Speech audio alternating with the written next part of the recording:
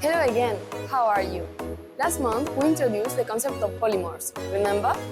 Polymers are different crystalline materials with different molecular packagings of the same compound, which exhibits different properties.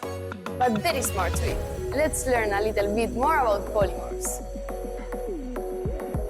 Polymers can broadly be divided into non-solvated polymers, often referred to as anhydrous, and solvents.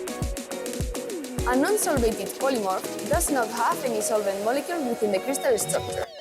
They are basically different molecular packagings of the same API. Solvates, however, have one or more molecules of solvent incorporated in their crystalline structure.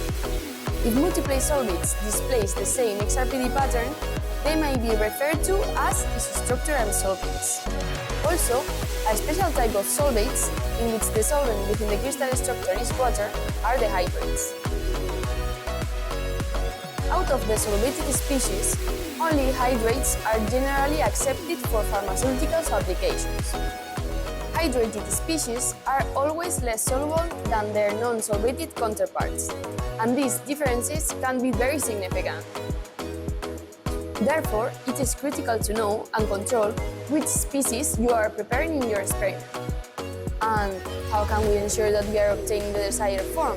Independently of the organic solvent used, the boundary between non-solvated and hydrated forms is a function of water activity, which is a measure of the water available in the system to form a hydrate. The hydration state of a compound not only depends on the water activity. We must also take into account the kinetics of solvation and desolvation processes, which may differ from one system to another. Of course, the samples will also need to be stored at certain relative humidity to guarantee the integrity of their crystalline structure. In conclusion, defining the water activity threshold required to produce the desired form and the relative humidity is the first step toward building the form diagram, or in other words, defining the polymorphic landscape of our API.